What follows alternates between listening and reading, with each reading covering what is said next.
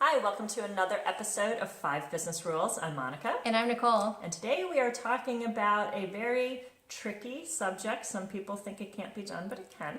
Of 5 ways to track your content marketing ROI, or return on investment.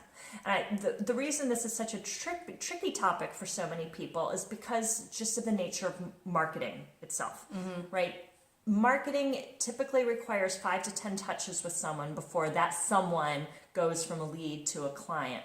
So it's a lot to untangle. What were they reading? What were they clicking on? What were they doing? How did they make that journey? And for touches, keep in mind, this is from the time I've heard Monica's name from the time to the time I'm ready to hire her.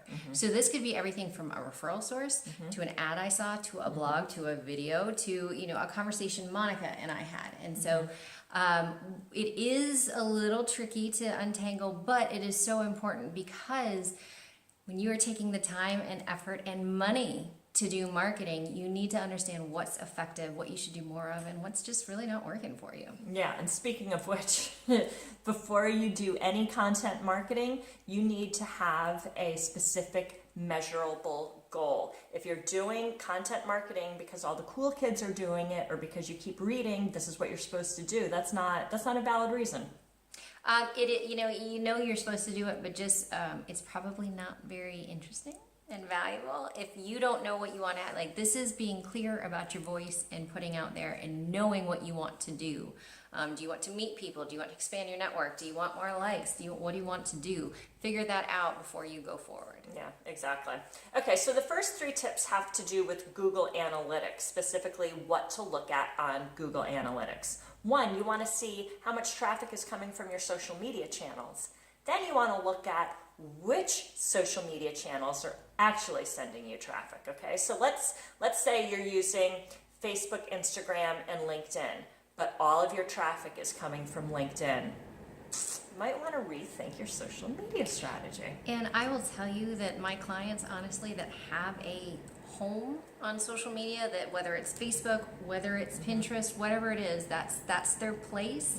They get much more traffic by concentrating on that one place than trying to spread across. And diluting efforts, and maybe not doing a good job on all the channels, which can actually end up hurting your brand, but that's another topic.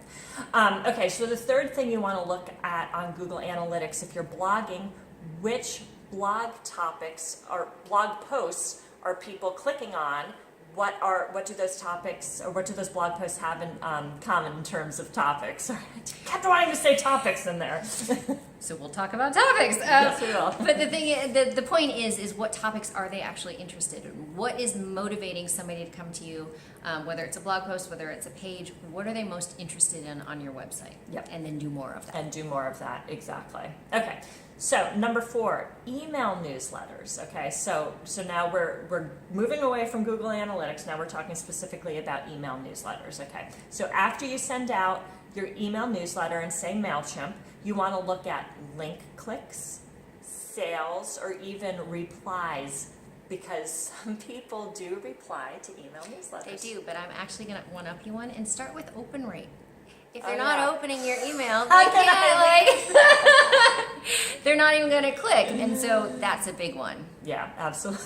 Thank you for adding that. I can't believe I left that out. Okay, number 5, downloads. Again, if you have downloadable content, whether it's a coupon, an ebook, a guide, look to see how many of those people are converting to clients. They are going into your funnel, into your sales funnel, your lead funnel.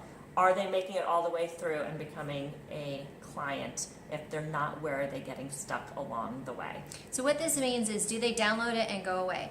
Or if we've talked about drip campaigns, these are the emails that come off. Is it number 2 that they always turn off with? If it is, number 2 is not effective. You have to go rewrite it. Rewrite that email, exactly. Just pay attention to this. The only thing it'll do is benefit your marketing. So I hope you enjoyed this video. Thanks so much for watching. Please subscribe to our channel if you haven't already. If you like this video and found it valuable, please like it and share it. Thanks. Thank you. Bye.